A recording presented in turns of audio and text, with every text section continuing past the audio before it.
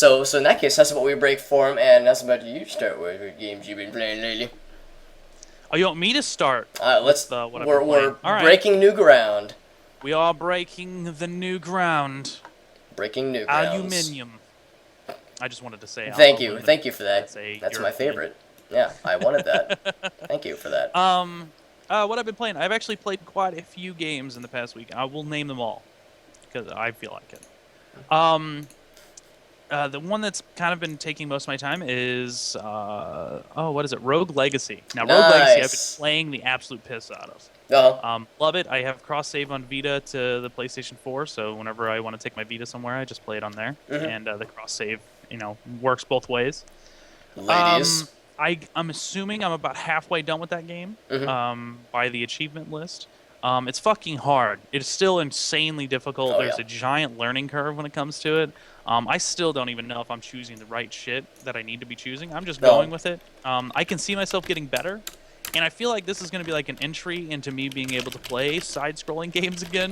Because I am so bad at side-scrollers. I really am. I'm not quick enough for side-scrollers. And Okay. I feel like this game is kind of helping me out with that. Because you do have to be really quick with a lot of things. A lot of enemies have abilities that like fucking just encapsulate you and shit. And you have to like think incredibly fast to get out of it. So, Yep. I don't know.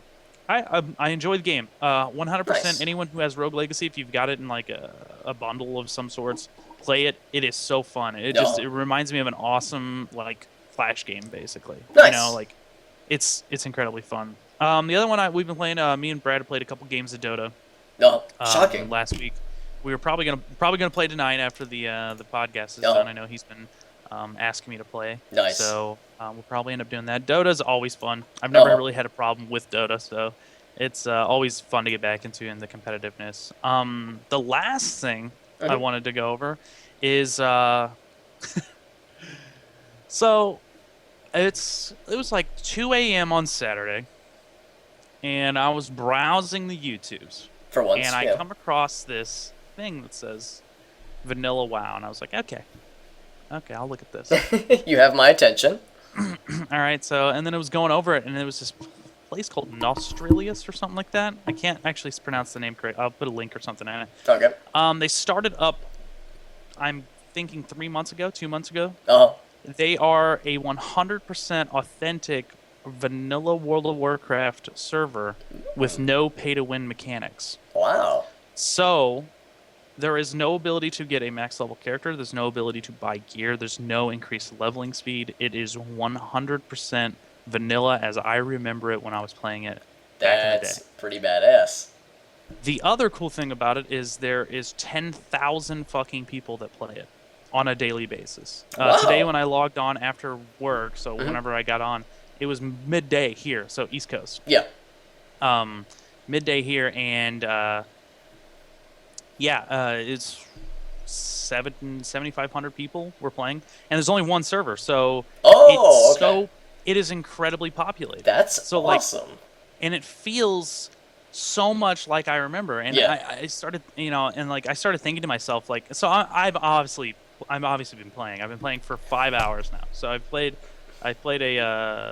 the paladin up to level 12. By the way, level 12 has taken me 5 fucking hours. I was gonna say, doesn't it normally take longer than that to get to level 12? No, it's in the game now you can get to level 20 within the hour, within 2 hours. Wow. So That's huge. back in the day it was a 1v1 battle with everything, or else you died. Yeah. That's pretty much what it's going through, and there's not a lot of stuff on like the auction house. People aren't flooding stuff. There's people that are max level. They've only opened up one raid so far. They're making it as authentic of a process as possible to like basically naturalize it. Yeah. But what I was trying to get to is like World of Warcraft today, like I think the reason I don't have fun with it is because there's no community. Like how I said last time, I log in and then I'm like, I do this daily and there's no one around. I don't get to talk to anyone. Literally, I could log off in the fucking desert in this place, and if I log on, there would still be like 8 people around me, and one of them will gladly help you out at any point. Like I'm only level 12 and I've added like 5 people to my friends list already. just for the fact of me like getting in a group with them to No. do like a group quest, which by the way aren't fucking existent anymore in World of Oh, Warcraft. really? Oh, in the Yeah, current version? yeah, and like the current version. I mean, Okay. they really haven't really existed since like Wrath of Lich King. But anyways, what I'm trying to get at is like Mhm. the community is still there. Like it's not the way that we've changed playing games. It's Yeah. the way that kind of games have catered to us and allowing us to play like the game as being a single player. And the Yeah. funny thing is like I'm playing and I'm seeing these thousands of other people that are, playing with me. No. And I'm like, people want this still. Like Yeah. this is what people want, like it's not, there's a nostalgia factor to it, but Mhm. nostalgia only goes so far. And Right. if so many people have spent the time to get level 60 in this private realm, Mhm. like that's well over 2 days played, playtime. Yeah. So that's well over 48 hours of playtime Oh, yeah. to get to level 60, and Mhm. that's if you know what you're doing. That's if you've done it recently. Right. So, yeah, I think the nostalgia factor only takes you so far, but I think the enjoyment factor is and the community is what's bringing this server together, because Mhm. like that's all everyone talks about is being like this place is so populated. Like Yeah. this server is so populated. There's chat is never ending. Like you can Yep. always join in on a conversation. Like this is what I remember about WoW, and I think this is why I fell in love with the game in the first place. And it's like I'm falling in love with the game all over again because Nice. the community's back. Uh-huh. Like that's just what it feels like. Back then, back on my server, I was in a full populated server, and there wasn't. I can tell you right now, there was not 10,000 people on it. There was only Yeah. maybe 3,500 because they capped out the servers at the time. Okay. I have no idea how these people are running the server, Good but it question. runs so smooth. Uh-huh. Like it is like the smoothest server I've ever been on, the smoothest private Man. server by far. And they don't accept donation. Well, they accept donations, but donations don't give people stuff. So I don't. Okay. Like they're not cash cowing in on this. Right, And yeah. and they're still able to provide updates and stuff. I don't know. It's just really impressive. That's really encouraging. And you were talking, yeah, just last week about how disenchanted you were feeling with WoW in general. So it's nice to hear that there is a community and a demand for this, exactly what you're describing. Yeah, there is, and it's oh man, it is so fun. I just can't. I cannot believe how fun it is. Oh, Like, yeah. you literally, I mean, it's a grind to level back in vanilla. Like Yeah. it literally was. Like it took a while to actually level up. But Yeah. the thing is that what's different now than back then is like, man, it's just the community's all like the people are Oh, yeah. awesome that you play with. Like it's a totally different world than what Oh, it yeah. looks like now. And so many people are like, man, they're like, Warlords of Draenor kind of ruined everything. I was like, well, that didn't really ruin everything. I was like, what ruined everything is when Blizzard said that they need to make it easier for people to get into groups. They need to make it easier for people to do this. And there's so many processes of making everything easier that it's simplified it way too much for Yeah. it to be an actual MMO. The way that I'm playing it now in this private realm, it's like you are forced to talk to people. Like you're forced to talk to people to get groups. You're forced to do that. And then once you get out of that bubble that you're in, that you're being like, you're being so self-sufficient. You get out of the bubble and you start talking to people. That's when you're like, okay, now I understand why this game was so huge. Yep. It's because when you start talking to people, you guys, everyone has something in common in the game. You're all enjoying it. Yeah. So you can just go from there, and it's easy to make friends Oh, yeah. on this type of game. So Nice. yeah, I recommend anyone who enjoyed vanilla, anyone who wants to play. It's free, obviously, and they Oh. show you everything you need to do to actually download the client. If anyone wanted to play, you should load it up. It's insanely fun. Nice. I'm having a blast. That is awesome, man. That's a cool find. I like it. Ah, man. Where have you been all my life? And I will go ahead and preemptively apologize. On the stream it should look okay, but I know just on your end you can't see me right now. I'm just a black screen of darkness, which is what I look like, Yeah, actually. that's okay though. So, I don't need to see you. Yeah, no, good. No, you're seeing me. I am a black screen. That's actually, I'm just a solid block. That's what I am. That's how I've always been. That's how I've always looked. But Yes. but I'm keeping the facade up for the stream, so they should be able to see me if all goes according to plan. Well, that's cool. Very cool, man. And I can appreciate the nostalgia, but not just the nostalgia, but the like- appreciation of how things have changed over time. It's the simplification that you mentioned is something that I don't want to say it's plaguing certain genres, but it's something that is coming up more frequently than one would hope. So That's a whole other topic by itself. Um, as for me, I haven't been playing a whole lot of games lately. A little bit of the Secret World, a little bit of Robocraft. Um, I had I think last week I had a few friends and we played. We ended up playing, of all things, Mario 64. Well, I had one of them over yesterday, and we continued with Super Mario 64 a little bit, just taking turns. So one gets a star, we're trading off. Question: do you have the controller with longer cords, or were you guys both only 3 foot away from the television? I had the N64 propped up on the coffee table, and so there's the chair and the couch are just side by side. So good. Passing the mic was fairly easy. But you're absolutely right. Those controllers of many moons ago are a little limited because nowadays we're spoiled with wireless functionality now. Yeah, we are. Honestly, the 360, the Xbox controllers had the longest fucking cables I ever remember a controller ever having. God, they did, didn't they? Those things are insanely long. Yeah, that's pretty obnoxious. But even the Super Nintendo, I feel like, had a longer controller cord than the 64. I feel like the Super 64 was super gimped when it came to the controller.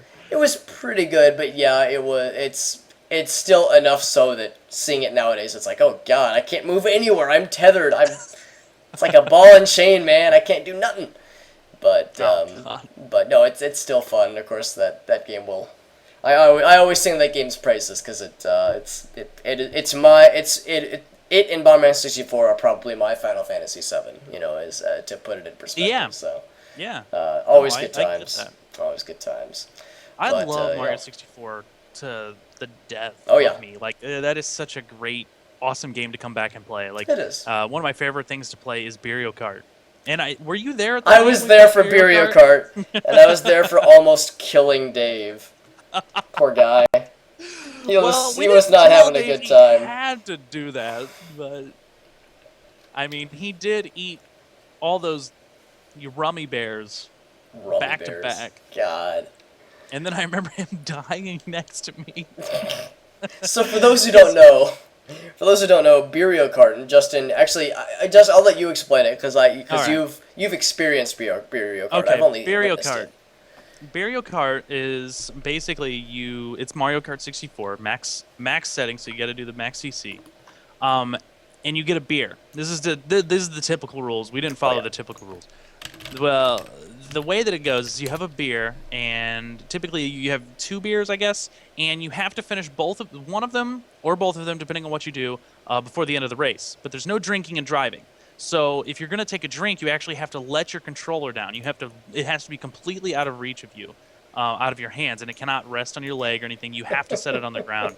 And then you can drink your drink. So what people typically try to do is before the race starts, so you can start as soon as it says go. So the timer goes down, and then once it says go, you can start. And typically what people do is they chug right at the beginning and then try to finish the race. Yep. Dave had this idea, which was to chug before the beginning of the race, and it was working for him pretty well. We had an additive though. Our friend Brad brought in rummy bears, so gummy bears made of rum, and we were supposed to do that and a beer before the end of the race. Oh my God. So what it turns out was that Dave was pounding these rummy bears, which were so awful, by the way, I will say. They were terrible. I mean, not terrible as in they tasted bad, but I don't think Brad meant to put that much alcohol in them, and there was a ton. So it was like, I could only imagine. I'm sure he even fucked us, too, because I'm sure they were probably sugarless gummy bears, too. Oh, so diarrhea for days. Yeah, absolutely. So we finished this. We finished our Mario Kart roundabout. And Dave at this point has ingested like 4 cups of these rummy bears and like 4 beers. And I see him with his head down next to me. And then he gets back up and tries to play some more. And I think at the time he was playing Assassin's Creed. I think so. And he gets up and he's like has a controller in his hand. And then he's like, oh. And then he sets his head back down. And I was like, Dave, are you okay? He's like, I don't think so. And then about 2 hours later, Dave was okay. Yep. Yeah, no, he mentioned he doesn't drink a whole lot. So No, he doesn't. When it hits him, it hits him. Yeah. Oh, man, fun times. Very fun times. Good deal. Yeah.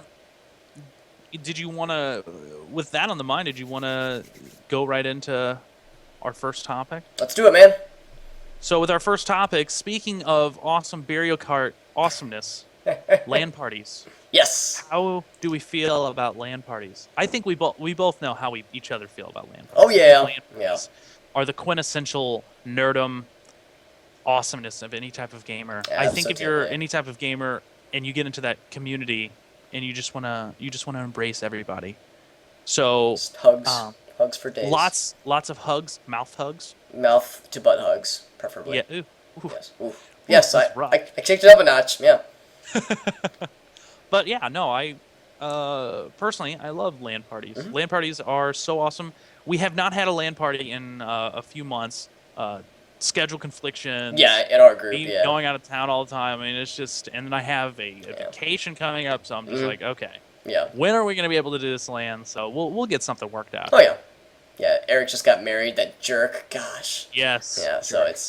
So that's just how it goes. We're waiting for everything to calm down. Mm-hmm. We'll get back into our routine of LANs like every other month, which is what we're doing. I mean, they're incredibly enjoyable. I love every single LAN. I oddly love making food for LANs for some reason. Yes, and I always appreciate that as well, because, man, you and Eric and Brad, you guys always go all out in preparing this awesome stuff. And here I am with my carrots and crackers. Like, I don't got shit. Alex comes over for the LAN. He's got these carrots. He's got crackers and grapes. And green tea and so we're all pounding down these pizzas, like chicken bacon ranch dip, all sorts of things. My girlfriend makes this taco dip. It's absolutely insane. Actually, she makes everything. I should say that I don't actually make it. Amanda makes everything. She's really good at it, BT Dubs. Amanda, if you're watching. Yes. Kudos. Kudos to Amanda, because she's awesome. And she's usually the one that's like, are you making anything? And I'm like, I don't know. And she's like, okay. And then I'm like, well, let's make this. And she's like, all right. And then I go to make it, and then she already has it done. So that's just how it goes. Yeah. But yeah, no. How do you feel? What do you like most about LAN parties? I mean, LAN parties to me are a melding of a lot of wonderful things. 'Cause, I mean, when you think back to like how LAN parties got started, these were the dark ages of PC gaming, where things like broadband connections were but a glimmer in history's eye. So shitty dial-up connections meant that people were limited in what they could do multiplayer-wise. So a LAN, standing of course for local area network, was nerds like us back in the, what do you think, maybe mid to late 90s or so is probably when it got started. I'd say probably late 90s, because we didn't really have any multiplayer games that came out until like Counter-Strike and stuff like that. Yeah. So, I mean, people were probably playing Neverwinter. I mean, you could probably play Neverwinter Nights. Yeah, you probably could. There were somewhat sparse selections back in the day, but there were definitely great ones. Yeah, between Diablo. Ooh, yeah, that's the good shit. Yeah, between all, of course, you had all these great ones over time. But starting out, it was kind of rough, and if you wanted to play multiplayer games that either meant wrestling with a shitty dial-up connection that was unreliable and tying up your phone line, or you could do a LAN party with your friends where you pile in together in some shared space like a basement. Bring, of course, in this day and age, it would have been CRT monitors, so lugging these mammoth bastards around. I remember lugging my CRT around. Those were dark times. 20-inch CRT, and that bad boy was like 800 pounds. God, I do not envy that. How did I live? I don't understand, because my tower was huge too, but it wasn't like a good huge. It was like just the bulky. most metal you can put on a fucking tower. Yeah, so and fucking it was, metal. Like, beige. Yeah, like no circulation of cooling. It was like one 60-millimeter fan on the back. It was a simpler time. It was a simpler back time. In those My days. video card didn't have a fan on it. Yeah. Oh yeah. Seriously. yeah. Video cards were only a thing for like I don't know, like 5 to 10 years at that point. Not for very long. Right. But yeah, it's and of course the need for LAN parties in the sense of like playing multiplayer games they're not necessary nowadays. Things like broadband connections are much more affordable nowadays, and all these other great things, and they're much more available to people in sparse locations. But it's just so much fun. It's great. It's great fun playing PC games, of course. It's great fun playing them in multiplayer. But one of the biggest things that console games have above PC is the whole local multiplayer thing, was being present with your buddies and playing them. But in the case of LAN parties, not only do you get the local multiplayer, but you get, at least with certain games, you can have server sizes of 16 or 32 people, so you're not limited to just 4 people taking turns with the controllers. So it's just a mishmash of all the best things of multiplayer video gaming. And of course, with the PCs, they've got such awesome library of games. Of course, there's the Counter-Strikes, there's the Quakes, there's the Team Fortresses, the Half-Life 2 Deathmatches. There's all these wonderful games that we always go to as our fairly reliable games. Yep. But there's always new games on the horizon. There's always indie games that are fun. It seems like we always try something new every LAN we do. Sometimes it works, sometimes it doesn't. Yep, every LAN we try something. Yeah, and sometimes it ends up gobbling up. I was so upset about Hawken. I'm not even gonna lie, because it was fun for a couple hours. Hawken was fun. Mm-hmm. And then I realized that only like 8 people were playing.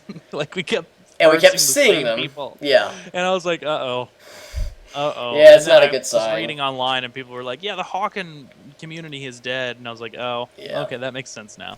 Yeah, apparently I think the people who made, or at least the publishers, the ones who published Hawken, I would have to double check to be safe, or to be extra sure, but I think the publishers for that were the same people that published Smite, and they have and I think they were also the ones who headed Tribes Ascend. And I love that game, but both Tribes games are developmentally dead, and they have focused all efforts on Smite because it's a fucking MOBA. Yeah. That isn't actually doing good either. So I mean, I don't know. I have a lot of friends that play it, but I have no idea. I mean, I do, but I know that it is nowhere near the audience of Dota 2 or League. Oh, and how could it be? It would take a lot to get to the audience of Dota. Wow, you just can't. Yeah. You almost pretty much can't. At this point, The reason Dota has such a following is, I mean, there was more MOBAs. I mean, Heroes of Newerth had a good following, but Dota carries the name and Dota carries the franchise. Yes, so. as they should. Yeah, so it's. And it helped that Valve was the one who was kind of fronting all the money for the first international and. Oh yeah, that definitely helped get it off the ground, and it's working out well for them. Yeah. But yeah, whatever. League of Legends so strong. Yeah, Full Metal. I saw that too. Whatever, man. You know Dota kicks its ass. Shots fired. Oh, boy. Yeah, but no, the LAN parties are always such a fun time. Oh, baby, burp. No, LAN parties are always fun. It's a great opportunity and especially for all of us, because, we only see each other really in these, at least for me, I only see you guys in the LAN parties. And it's always fun to try new games. I remember the one time where we all on a whim, just on a lark, tried Guns of Icarus Online, and it just gobbled up that entire evening. The entire evening? So I shouldn't even say entire evening. It was literally from... Entire day? It was almost on par with Robocraft, but I think Robocraft beats it out in amount of time. Well, in all fairness, that was a 24-hour shindig. The Robocraft night, so that allowed me to pour 17 or 14 out of 24 hours. We attempted to go back to Guns of Icarus, but we realized that we were so good on day one is because we had as little of cooperation that was required. Yes, the bare minimum to win, the bare minimum, and that's why we kept winning. Yep. And now that people understand the game and we don't. Yep.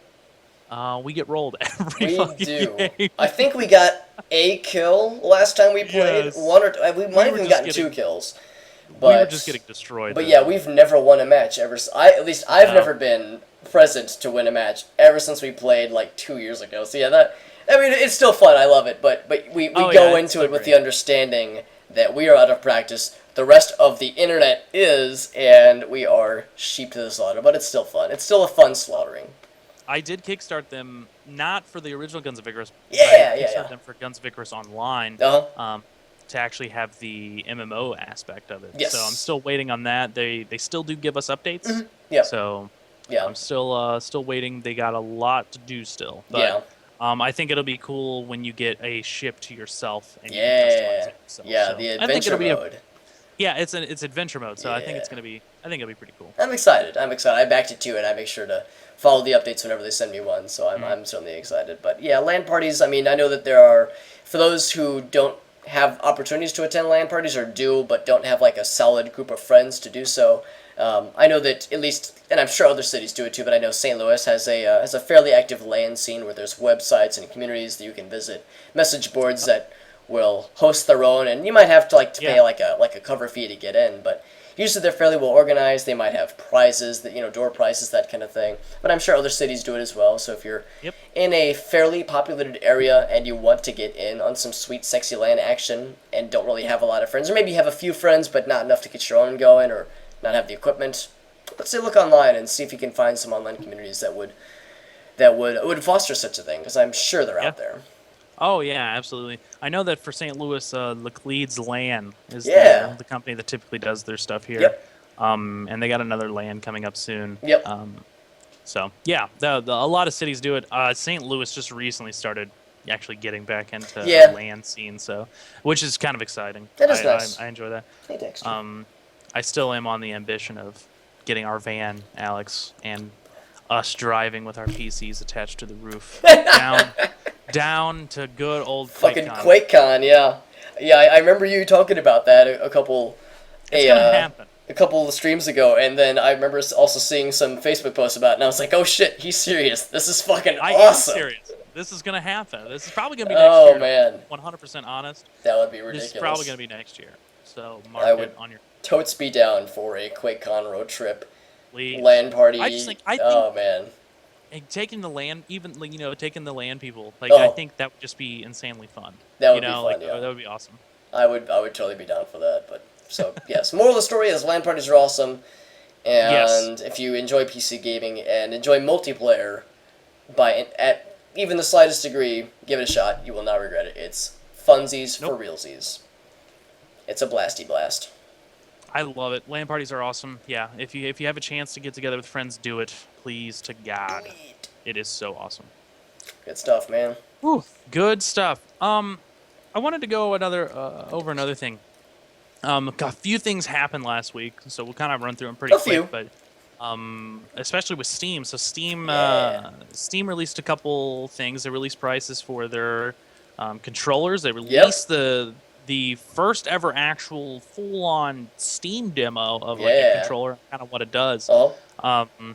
The controller to me is going to be my replacement for my 360 controller. I do Ooh. love my 360 controller to death, but I think it'll be awesome to be able to sit back and then use the trackpads as like a mouse. Yeah. Obviously I'm not going to be playing Dota with it. I'm not going to be playing an FPS with it No. because it's honestly not going to match one for one with the mouse. Yeah. But it will allow me to play a lot of games. Oh, yeah. With that, and it's super customizable. I'm so impressed at how awesome the customization is for it. There's a million fucking buttons on it. Yep. So I mean, it's gonna allow you to do a lot of things. Oh, yeah. Shit, I might even fucking play WoW with it. Like I might even try the good old WoW to controller method. If you're feeling brave enough, if you're feeling bold Yeah. enough, I mean, it could totally work. You could do it. Yeah. How do you feel about the Steam controller? What do you think? I would say I'm mostly optimistic. I know that a lot of people were fairly dubious, which is an understandable approach for it. But when the first prototypes were shown, a lot of people were fairly dubious about it. Well, when the first prototypes were shown, they promised us the 2 touchpads, and I remember the first prototypes came out and there was only 1 touchpad, and people were You're like, right. Yeah. "What? Yeah, I it's a thought there was little- supposed to be 2," and then they were like, "No, this is just a developmental build. Like we're still working on that." Yeah, it's a prototype for the prototype. And Yes. and ever since they've shown the first builds with the dual thumb touchpads, it seems like that's the overall aesthetic and design that they've mostly stuck with. So the final design that we were shown is not terribly far off from what we were originally looking at months prior. But yeah, I would say I'm mostly optimistic. I'm sure, like you'd mentioned, that for some games and some genres it might work better for others. I'm sure there are people that will be completely at home with playing it playing first-person shooters on the controller. I know there are people that prefer the Xbox 360 or the PS3 or PS4 controller for playing first-person shooters. For playing, yeah. Most people, I totally get that. Most people prefer the mouse and keyboard, and I think that's how most people react to it.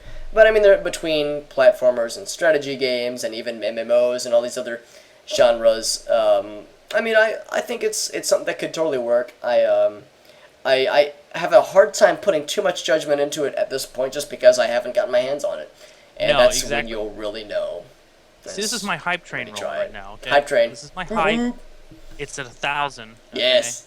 And it's only going to go down from there. I mean, there's no more up it can go. Yep. So I'm like at max level hype, and I'll see where it goes. See where the hype takes us. Yeah. And like I know we were talking about it. I know there have been a lot of people. Well, actually, I don't know if it's a lot of people, but there have been vocal doubters of the Steam controller, saying that the design doesn't look very pleasing, doesn't look like it would fit very well. And in all fairness, and I mean in all fairness, it's weird. It's weird. It is weird. Yeah, it's something that. It's like I'm actually, I'm holding a 360 controller in my hand right now, and I mean, yeah, we're so used to analog sticks and maybe a D-pad and some other buttons. 2 trackpads on a controller is fucking weird. Yeah, it is weird. But the thing is like, think back to controller innovations. I mean, it's just innovating a controller to do something, that we're not used to, and maybe it can be for the better. I mean, think back to going from a Super Nintendo controller, going to the Nintendo 64, and you're like, this fucking joystick in the center? What the fuck? Why is there 3 prongs? Yep. Why? This is weird. And then it worked. Like, it just... it did work. You sometimes use the directional pad, and you sometimes use the control stick, and the way that the C buttons were laid out, those were great. And then you look at from the 64 controller, you look at the DS, or not DS, you look at the GameCube controller. Yep. And it had a C stick and an analog stick. Yep. Like I remember the C stick, and people were like, "What the fuck is this?" Like, why is the C buttons now below the fucking A button, the X and Y? Like Z, this is weird. It's getting too out of hand. I don't know. I think it's just all in a course of wanting to try and see if it works. And I don't know. There's a pretty good track record of pretty much all the controllers I've ever used were decent. You know, like even the big bulky bastard that Microsoft came out with when original they released Xbox. the first. That was honestly a comfortable controller. Oh yeah. It still it was fucking huge. Yeah. But it was comfortable on my hands. Yeah. And the button placement wasn't too bad. I'm glad that they did shrink it down though. They did. They had the shrinkage of the controller, and then that's what became the 360 controller. Yeah. But I think the 360 controller is in due process to be dethroned. To be usurped. It is going to be usurped. I think so, and hopefully the Steam controller is the one to do it. I am ready for a new innovation of a controller. So, I mean, granted, Nintendo always does well with innovations for controllers, but we're doing pretty well with it. They've definitely been trying weird stuff. Yeah, I'm ready for a replacement for my platforming controller, which is my 360 controller. Yeah. So, one thing that actually kind of caught me pretty well with the Steam controller was the dual trigger. Did you see that? Yes. So yes, I did. You can press down, and that's actually a button, and then you press down more, and that's a second button. Yeah. That's awesome. That is an interesting approach. Yeah. It's intriguing. And it made sense in the way that they used it. So they used it in the demo. They showed where he pressed the button down, just a little bit. So it was like the first click, the first button, and it aimed the gun, and then the second, whenever he pushed further down, was the actual firing. Yeah. And I was like, that's actually kind of smart. That is you don't need to hit 2 triggers at that point. Like you can use, and then you start thinking of the way that people are going to customize these. Speaking of customization, the people can upload their customization of their controller, and you can download it. Oh yeah, that's right. So that's even more awesome. Yep, that's pretty slick. Yeah, there's a lot of cool stuff there, and I'm fairly optimistic. You named a lot of the really exciting parts about it. And I hadn't really considered it, but you raised a really good point. It does feel like controllers, the standard controller, using the finger quotes, has felt kind of stagnant between PS3 and Xbox 360 came out with, like we ended up with a fairly stable design, but PS4 and Xbox One There have been differences between them, in fact, the PS4 controller I know has been lauded for some really cool stuff that they've been doing. But the overall shape and size and design, I mean, the PlayStation controller hasn't changed since PS1. Let's be honest. The DualShock came out for PS1, and then DualShock 2 for PlayStation 2. You know, the DualShock has always remained the same. They've just honestly, apparently for PC purposes, the PlayStation controller has already dethroned the Xbox controller. Because the way that it's made, it's pretty impressive. The PlayStation controller itself, when you hold it, it is a solid piece of material. Like it doesn't have any creaks. It doesn't crack. Like you can't twist it in any way. Like I mean, that thing is fucking solid. It's a very good controller. Nice. I'm not saying it's not unbreakable. I mean, there's always limitations to controllers, but. I'm sure whenever Super Meat Boy is released on PS4, which is pretty soon, I'm pretty sure that controller is probably going to break. They will be broken. That's just how it happens. Yeah. No, I'm just kidding. I'm not. Maybe when Dark Souls 3 comes out. PlayStation, it's not. I guess it's not really dethroned. It hasn't dethroned the Xbox controller because the Xbox controller is so widespread among people who do own PCs. But as far as the quality goes, I think it definitely beats it out on the scale of quality. Yeah. I don't know. I think I'm ready to try something new. I'm always ready to try something new.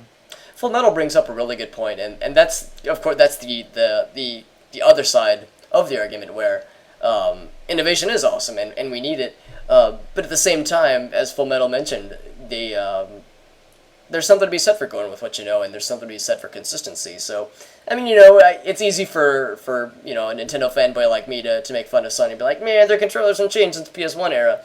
But in all fairness, I mean, they have refined the design, and and that consistency is a design principle that, or consistency as a whole is a design principle that makes itself known in all sorts of software engineering and hardware engineering stuff. So it makes perfect sense that they would have fairly recognizable and distinct features to their controllers that are recognizably Sony. It makes sense from a brand perspective, and it makes sense from a usability perspective, especially when trying to lure in fans of the previous generation. So, I mean, and that's a really good point, Full Metal. It's awesome point. It's always good to recognize that consumers, especially with consoles, they play a console for whatever the console's life cycle might be. In the case of PlayStation 2 and PlayStation 3, it's infinite because people still play them. So, you have people that are just used to this controller. They go to the next one and they go, well, this is pretty easy. This is easy for me to pick up and play. No big deal. Moving on. So it's there's some virtue to that, most definitely, and I can certainly appreciate that. The whole "don't fix what's broken." What's not broken. I can respect that. And I understand that as well. Like, I understand the "don't fix what's broken," but I feel like what happens especially nowadays is like we're innovative, but we're not as innovative as we could be because we do get stuck in the cycle of this isn't broken, this feels great. Why would we want to change this? But I think that halts innovation to a point. Where you don't want to fix something that isn't broken. Like as it's saying, and I think that's kind of the path that I honestly that like Microsoft went down, was they didn't want to fix something that wasn't broken, and then all their operating systems and everything are all the absolute same, and they're not really innovating. It's kind of like the Apple thing too. At a certain point, Apple stopped making iPhones and stopped making iOS applications new, and they started kind of refurbishing and rehashing everything that they've done. Now I love my iPhone. I absolutely love Apple products, but they're repetitive. They're all extremely repetitive. They're not really innovating something really grand and new every time. It's just it's something that they, it's a lot of times things that they've bought out, and it's just, I don't know. I feel like they need to, I like having stable things. I love my controller, I love my 360 controller and stuff like that. But I feel like there's always room for innovation. Yeah. That's a fair way to put it. And in Full Metal, that's a good clarification too, because you don't want to try to do stuff. You don't want to try risky things just for the sake of being risky and edgy.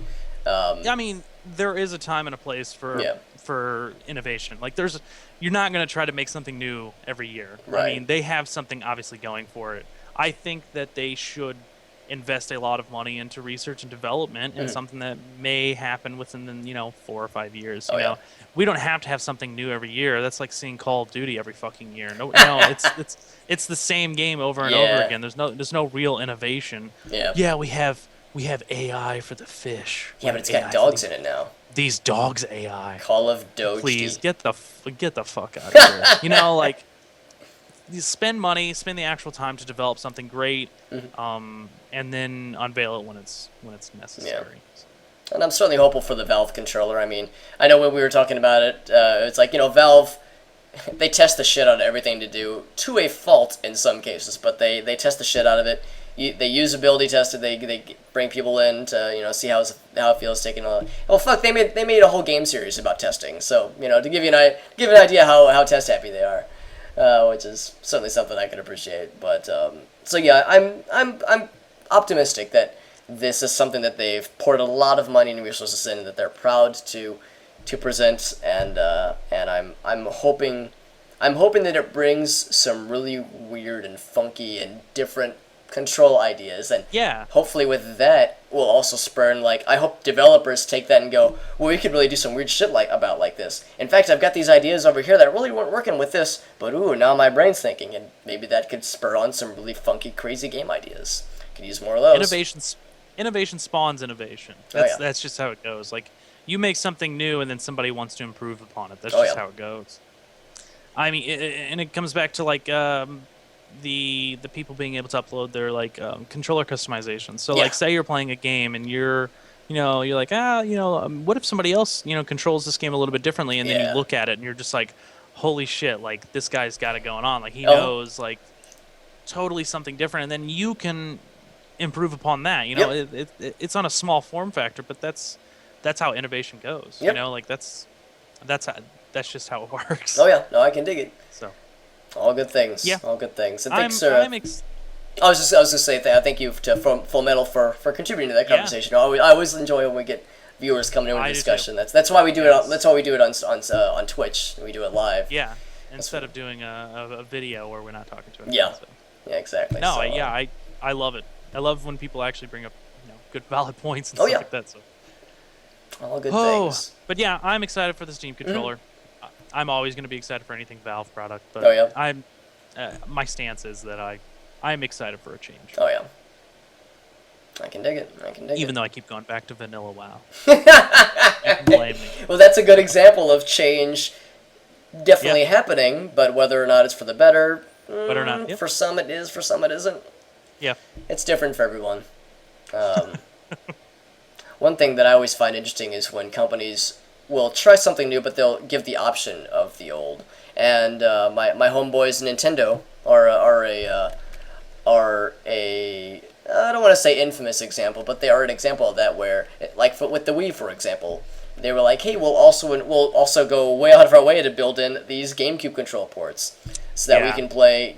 If you can use the controls from your previous generation to play certain games, certain virtual console games, which is a good idea, and I support that. But there's a term that we like to call enabling, and it kind of enabled users to be like, oh, well, in that case, I don't need to really, adapt your new stuff. I'm just going to use what I know. Then the Wii U comes out, and everybody's so pissed off that it doesn't have GameCube adapter support, to the point where they have to make a standalone adapter to quell all the complaining. I forgot about that. They did do that. Yeah, and a lot of people were really pissed at Nintendo, and you have to understand, man, that's 2 generations ago. That's 10 plus years ago. Why should they have to support? No other console does that. So they kind of dug themselves into a bit of a public opinion hole, where they were damned if they were forcing people to commit to their new control schemes, and they were being called all these awful things about how they're just trying to usurp money out of people.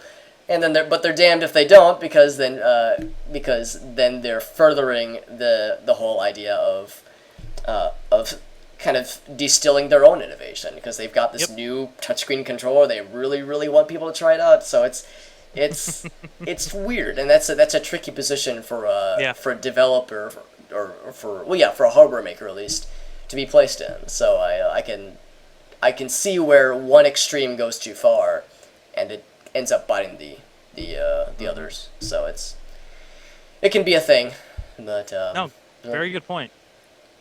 But I don't know, mouse and keyboard all the way, baby. That's what it comes down to. I love my mouse and keyboard, but there's always room for the controller. Yeah. I mean, platform games, it is so fucking difficult for me to control with a mouse and keyboard. I guess it's more just comfort level, though, because some people are really good. Yeah. You know, some people, that's how they play. So driving I don't games. know. I guess it's all personal preference, and I guess with PC, we've kind of been, gifted with the ability to use so many different peripheral devices. Ain't that the truth? You know? Yeah. Like, we have the option to use a PlayStation controller. We have the option to use we can hook up a GameCube controller if we want to. We can hook up any controller and it'll work. You know, somebody's made drivers for it. So we have the option to do anything. So we have the technology. We have the technology, but I don't want to spend a lot of money. The 100 peso man. Oh God, he's dead. He's just dead. He's dead. Good times. Along with Steam's controller, I wanted to go over. You brought up Steam Early Access. Yeah. Which is I don't think it's a topic we've ever touched on. We may have touched on it briefly, but we've never touched on it full head. And we'll go over this shortly, and then we'll get into Steam refunds as well, because I wanted to get into that before we end the podcast. But so Steam Early Access. Yes. I have got quite a few games from Steam Early Access. I've played a few games, some of which were great, some of which were very lackluster. So it's got its ups and downs. I personally think that Steam Early Access is good for the developer. It's cool. It allows the developer to get an influx of money to be able to pay for extra development, to actually pay to finish the game. But people need to know what they're getting into with the early access. You're not getting any payback from that. Right. Like, you are, in a sense of they might be able to upgrade the game a little more and stuff like that. The whole point of early access is to be able to help the developer out. Yeah. But it comes at a cost. I mean, one major title that came out for early access was DayZ. Yes. And right. DayZ has the Arma 3 engine. Is it Arma 3 or is it Arma 4? It's Arma 3, right? So it has the Arma 3 engine. And Bohemia gifted them the Arma 3 engine. Bohemia makes Arma, right? I would have to look it up, but that sounds right. I can't remember. But anyways, they gifted them the Arma 3 engine. Because they were like, your DayZ mod gave us a bunch of sales. Here's the engine. You can do what you want with it. Yep. So they made DayZ.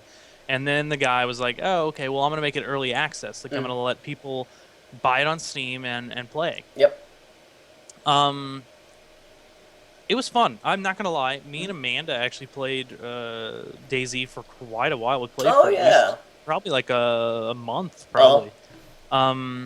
But updates were incredibly slow. There's a lot of bugs, you know. But that's expected. You're playing an alpha game. Like, the early access wasn't a beta. It's an alpha. Like, this is what was expected, and this is what was expected from us. So at the standpoint for being an alpha game, it actually ran kind of well. And we had a lot of fun with it. But we went back to play a year later. So it was like a year and a half later we went back to play. It seemed like nothing had been done. It was almost the exact same game that we played a year ago. Yeah. You know, like, and we were like, there's nothing to do. Like, that sucks. We have all this gear and stuff. Yeah. We don't want to get killed and die and have to restart. And we're just like, so we ran to like the next town or wherever. We're like scavenging. And then I was like, why are we scavenging? Like, what are we doing in this game? And Amanda was like, what do you mean? And I was like, why are we scavenging? We have enough food in our backpack. Yep. Like, we have enough food to survive for like fucking ever because we have all this rice and shit. And I was like, as long as we don't die, we're good. And she's like, okay. And then she's like, well, do you just want to play another game? And I was like, yeah, let's play another game. You know, so like, we spent all this money buying DayZ. It was fun, but I don't know. Early access games have bad track record so far. They can in some cases, yeah.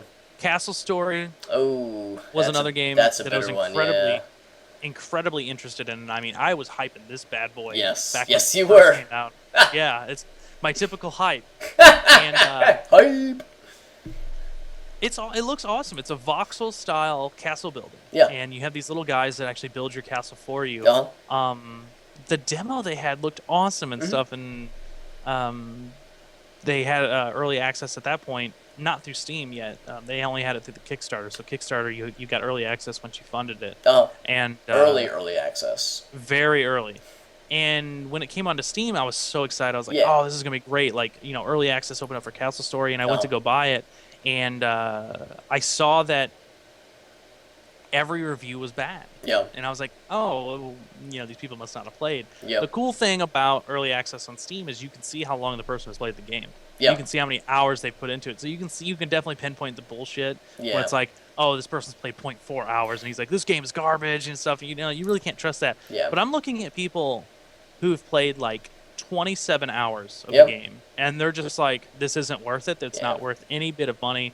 That for early access, he's like, I funded this through the Kickstarter. He's like, I got it on Steam when it first hit. He's like, the game hasn't changed. They still have so many bugs that we've bug tracked. They don't have the team to do it, and the game honestly isn't taking the same stance that they started off with, which was making this awesome castle voxel. They kind of changed it over to like almost a Minecraft-esque game, and they're like, this isn't what we want. So I don't know.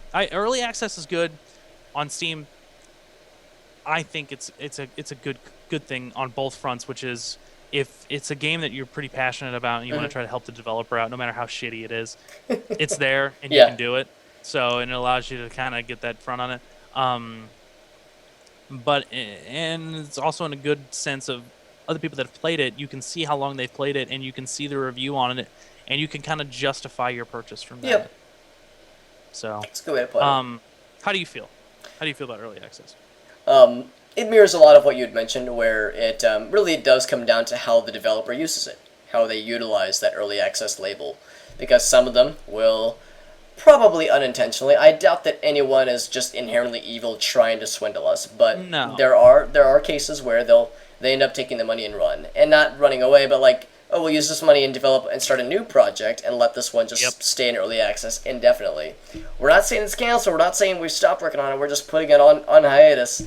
And here's a new Kickstarter for this new game. It rubs everyone the wrong way for fairly obvious reasons. So it has to be used responsibly. And like you mentioned, for consumers, they have to understand what they're getting themselves into when they buy a game with that nice little light blue label that says early access, because it's not exactly a death sentence, but it's something to consider when you're weighing whether or not it's worth it. I actually read something. Justin knows that I'm a disgusting fan of Killing Floor, and I was actually reading this overview of Killing Floor 2, which is right now it's on Steam in early access, and I bought it. And I was reading this really interesting kind of analysis on Killing Floor 2 in its current state. And I found myself agreeing a lot with how they have the game right now, because the game is, I mean, there are some fairly obvious early access isms of it. There's only a couple maps. They don't have all the classes built just yet, but what they do have is a pretty damn solid game in that you've got, like I said, only a few maps, only a couple classes. What you have works pretty much like at a 1.0 level. It's like, oh, okay, there's not really any glitches. No. It's easy to join a map. It's easy to like join your friends or just join a random map. Getting stuff set up, it's reliable, it's consistent, and it's not like a beta. And I was reading that they were saying explicitly, this is not a beta. We've already done our beta, and we're doing it right now behind people who opt into it or behind closed doors. What we have on Steam right now is not a beta, that's early access. From their perspective, early access and beta are two very separate things. Yeah. Beta is for ironing out those wrinkles, as they were putting it. Yes. And that's something I can get behind, because I can get behind that too. Yeah, I think there's something to be said for, and they are still making changes, and I've noticed a couple times that, like for instance, there's this occurrence where In the old game in Killing Floor, there were zombies that could grab you, and there were zombies that would just like try and hurt you. When they grabbed you, sometimes it was a little disorienting because you'd be grabbed and you couldn't move, and you would have to and it's a first-person shooter, and if it's grabbing you from behind, well, what the hell? Why can't I move? And you have to like look around, and then you see the zombie, you blow its head off. In Killing Floor 2, when a zombie grabs you, it automatically redirects your camera to look right at the zombie, so you're pretty much guaranteed to shoot it, which is sometimes cool. Other times it's crazy disorienting because you're lining up that rocket launcher to shoot the big guy and boom! And then you end up blowing the shit out of the tiny guy who grabbed you, and the splash damage kills you. So, things like that, they're taking them into consideration. But as far as the overall, like, reliability, the clunkiness of the game, they've got that ironed down pretty well. So it's awesome. Like they were saying, not quite a beta, and I can appreciate that. I don't have anything against using it as a beta. I just think they're two very distinct approaches, and the developer has to decide what works for them and make sure to stick to it. Full Metal also mentioned Cube World, and I actually bought Cube World, and I haven't played it in a long time. I haven't even looked at it in a long time, but if I had to guess, it's probably looking fairly close to when I played it a year and a half to 2 years ago. So. That unfortunately, currently at least, is in the disappointment column. For all I know, though, like I said, in all fairness, I haven't looked in a while, so maybe they have changed significantly, or maybe they're still working on it. I don't have the most optimal of feels about it. Yeah. The last example that comes to mind is what hasn't been updated in 2 years. Yeah, that was what I was worried about. Yeah, so I think it's pretty much deaded, rip in peace. Yeah, yep. But the last example that came to mind when I was looking at the early access thing is Starbound, because of course it's still in early access, still adding lots of stuff. It's still in early access? Yes, but what I love about Starbound, of course, they're updating it all the goddamn time, and they're always pretty significant updates. But what I really like is their approach to user-generated content, where they sometimes they make the Steam Workshop fairly accessible. People can make stuff. I've seen people make custom ships. I've seen people make new stuff like mechs and all this other cool shit. Right. And they'll post it in the workshop, say, "Hey guys, check this out," and the developers will go, "That's pretty cool. You know what? You mind if we put this in the game proper and with their permission?" They add it to the fucking game. So that's awesome. So they not only encourage customizable stuff, but if there's something that they really like or something that they think will fit, they'll just be like, fuck it, man, it's in the game now, so now everyone can enjoy it. They don't have to download it. Taking a key from Valve there. Yeah, that's exactly it. So I appreciate that willingness to let the community really, really throw themselves into this game and add to it. So it's kind of a cool approach, and it's a very Valvean thing, as you pointed out. Yeah, Valve loves that. Yep, I'm all about it, baby. Yep. Let's move on to our last topic. Yep. Speaking of Valve, Valve is now refunding games on Steam. Yes. With certain criteria, you do have to match the criteria, which is you cannot play for more than 2 hours. Yep. The game, and you can't own it more than 14 days. Right. If you match those two and you're underneath them, then you can refund your game, pretty much no questions asked. Yeah. So, a funny thing is, what a lot of these developers are seeing is they're seeing that people buy their game, they try it, and then they're like, this isn't for me, and they refund it. And they fucking hate that. Because you're not able to make a purchase and then basically live with the fact that you just made that purchase. Yeah. You're able to refund it. You're able to return it, and Valve's going to return your money for a game that you don't want. Like if you're only I fully believe that if you're only going to play a game for a half hour, I don't think it's worth your time. Like I 100% agree you should be able to return that item. Now, if it was me and my sake, and I was like, I bought a game and I only played it for a half hour, I would probably not try to return it. Not to like a store, because I would be like, well, I went through the hassle and all that. I'm just going to live with my shame and do it. But I think it's a good move on Valve. I think it's a good move for them to kind of weed out the bad. I don't know. I feel like it's a way to weed out the bad not publishers, but bad developers that don't make games that are worthwhile, and people spend money on them, and then they can't get that money back. So I think it's also a wake up call for the developer to look at their reviews of their game and understand what's going on with it and why these people are refunding these games. Yeah. Now, there is a couple games that can be finished within 2 hours. Yes. And I know that people have been taking advantage of the refund to be able to finish the game and then refund it. Right. Which that's really shitty. And I think, it is. If people want to do something bad, they're going to do something bad. There's no stopping it. Like some people just want to watch the world burn. It's a very true statement. Some people literally, they don't give a shit. People don't care. So I don't know. Some people just don't have a soul. Like Gingers, nah. Yeah, Gingers. Shout outs to Gingers. You're awesome. Please don't sue me. How do you feel? I think it's mostly a good thing. For one thing, one thing I love is that this has always been such a big sticking point for Steam. Is that people have been asking for this. What's this talk show about? How's it going, Creamy Boy? This talk show, it's just general gaming stuff. Right now we're talking about the Steam refund dealio and some of the pros and the cons and maybe some of the controversies. Just general video game stuff. General game talk. Yep. Anything gaming wise. Yeah, we have a list of topics that we update every week, and we'll pick a couple down and toss it up for the week, and that's the idea. Yep. And we usually go every Tuesday around 6 p.m. Central. Is when we start usually. Sometimes we'll switch to Wednesdays. Sometimes we'll start a little bit later. But yeah, by all means, man, you're more than welcome to join in. And subsequent weeks, like I said, we do this once a week, and viewer participation is always encouraged. So feel free absolutely. To pipe in. If you have a topic or anything you ever want to talk about, just let us know. Just type it in chat. I'm sure we'll talk about it pretty instantly. Yep. So, or if we don't have time, we'll add it to the list or something. Yeah. So, but I know that when it comes to the Steam refund thing, and a lot of what you'd mentioned, where and I would agree, it's mostly a positive. I just can't help but be entertained by the fact that for what seems like quite some time, it's always been such a sticking point. People have been asking for Steam to be able to give refunds for at least a couple years now.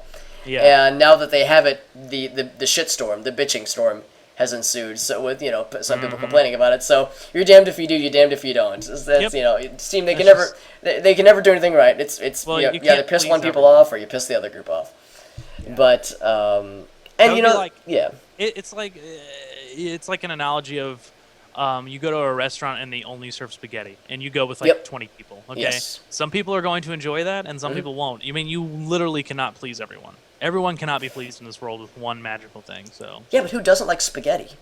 This is true. It's actually my favorite food. So it's like they don't have souls. God. If someone didn't like it, I would gladly take their portion for myself. Punch them in the face.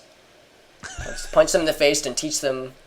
You want spaghetti? How's about a knuckle sandwich? Oh my god. Yeah, that's violent. I play so many video games. I'm violent now. Yeah. But yeah, it's with the refund thing. It's I can kind of see like both sides to it, because on the one hand, what if somebody buys a game? I know I've seen cases, and you might laugh, but I've seen cases where someone would buy one game and oh shit, I was looking at the wrong one. I accidentally bought the wrong game. Or I bought the game I intended to buy, but my computer can't run it, and I really don't have any means to upgrade it anytime soon, and I really need that $60 to go towards a game that I want to play. There are circumstances that would totally warrant a purely innocent, like not trying to like swindle any, not trying to rip anyone off, just like I kind of don't have the means to play this, or I really can't play this right now, so Steam refund and everyone's happy. But like you'd mentioned, there are certain games, and I know of at least a couple where you can reasonably play it in less than in 2 hours or less. And Justin actually warned me about this, where I think maybe he's not calling me now. He warned me about this. He's on a hotel Wi-Fi right now, and there was a chance that he might drop out of it. Or that it might kick him out when he needs to renew it or refresh it. Also, I love his icon. Oh, man. But if you guys have a moment with this show, do you have any opinions on the new Blizzard game? Jump with a chance to blame the game. Yeah. Those are actually those are two really good topics. But yeah, I'll keep going while Justin works out his internet stuff. He said it wouldn't take long if this does happen. But yeah, it's tricky, you know. It's a tricky issue. It's you really do need parameters for something like this. You really need conditions for something like this, because if you just allowed anyone to, you know, if somebody could return a game or ask for a refund immediately, I'll go ahead and minimize that for the time being. Oh, actually, well, I can't minimize it, but I can. Yeah, I'll just leave it up. It's not hurting anything. But yeah, there's certainly nothing. There would be nothing stopping somebody from buying a game and playing it for 60 hours or 100 hours, something like that, and then refunding it. That would be excessive. Or if they bought a game, it's set in their library forever, and they try to get a refund, that would be really tricky. Rip my connection. Yeah, I'm sure he'll figure it out. I know he mentioned that we were anticipating this. Call me back. All right. Bam. Hey. Long time no see. I told you that was gonna happen. Yep. You totally warned me, but it's all good, man. Sure. It's a 24-hour release here at this hotel that I'm at. Yeah, it. So yeah, it cut me off. That was my 24-hour mark. No worries, man. Apparently. No worries. But yeah, you didn't miss much. It's just I was just lamenting the fact that it is tricky. You do need those parameters in place on the one hand, but yeah, there are cases of developers that they might have a really good solid game, but it might be a really short indie title that legitimately takes under 2 hours to beat, and they are kind of at a disadvantage. So I really don't know of a way around that, because I mean, you need some sort of way to, some sort of gate, some sort of lower bound time-wise or time length-wise to allow a refund. So yeah, I don't know what can be done from that perspective to protect this super small ones, other than just making thousands of special cases. Yeah, and that gets annoying. I mean, I think it's a good thing. The refunds are honestly a good thing. I don't know. There's no way you can fix everything. You know, there's no perfect system. Yeah. One thing I thought was interesting, I can't remember where I read this, but someone brought up a really good point. Steam has DRM for a lot of its games, and I know that's kind of controversial for some, but they have it. What are you going to do? But not all Steam games have DRM. So what's to stop somebody from downloading buying the game, downloading them, one of these DRM list games, just doing a local copy of the game's folder, popping it over in some other location. Yep.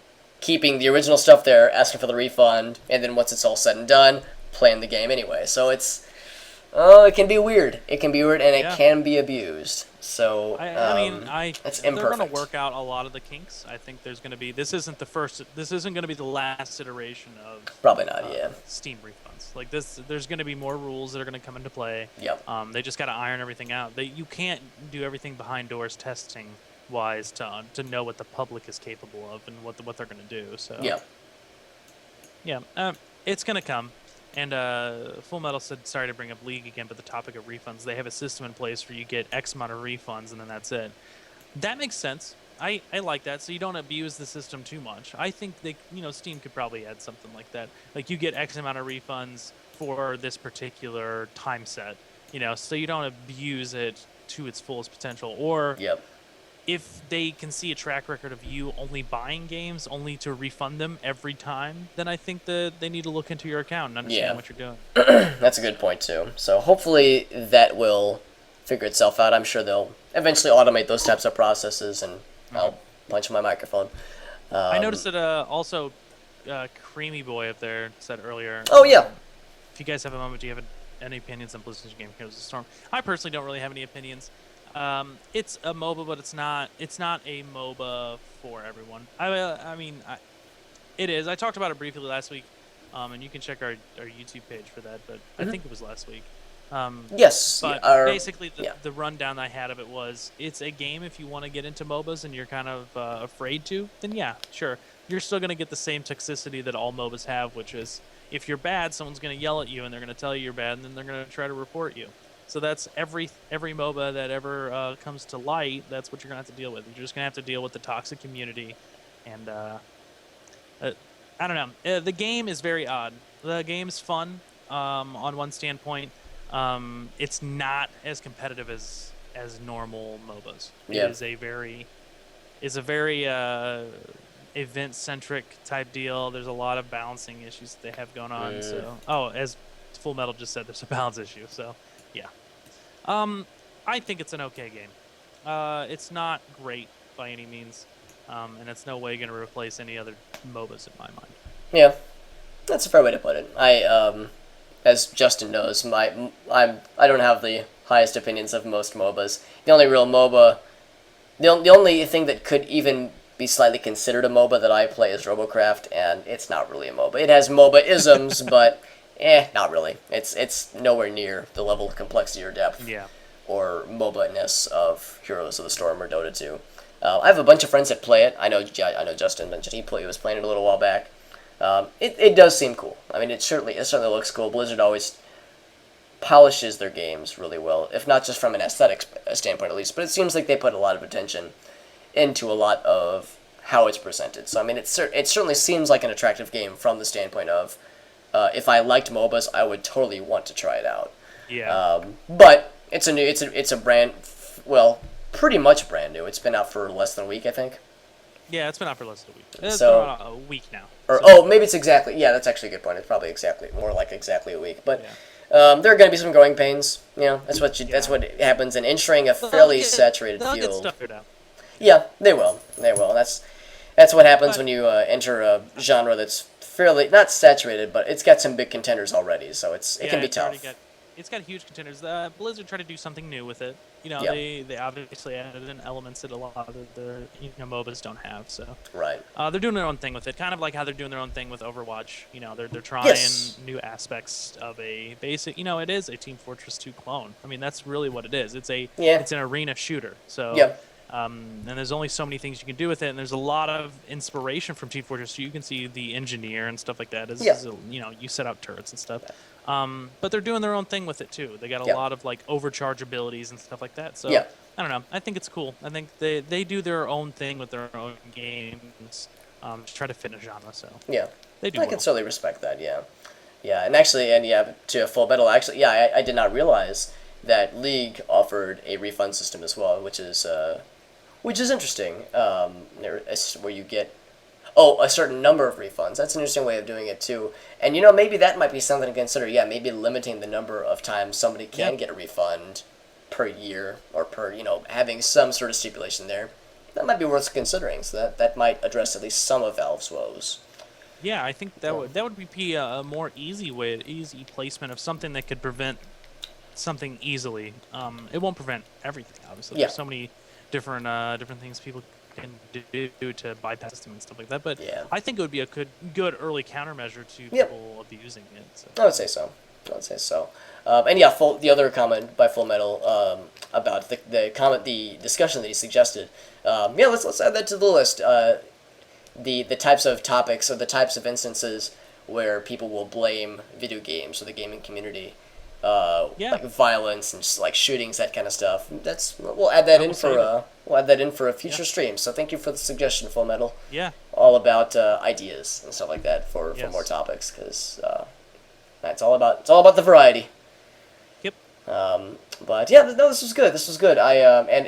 Thank you to both Full Metal and Creamy for offering your ideas and suggestions and participating in the discourse, because that's like I said, that's why we do it live, because we want participation. We want people to join in. Otherwise, it would just be me and Justin shitting back and forth at each other with words, and we do that anyway.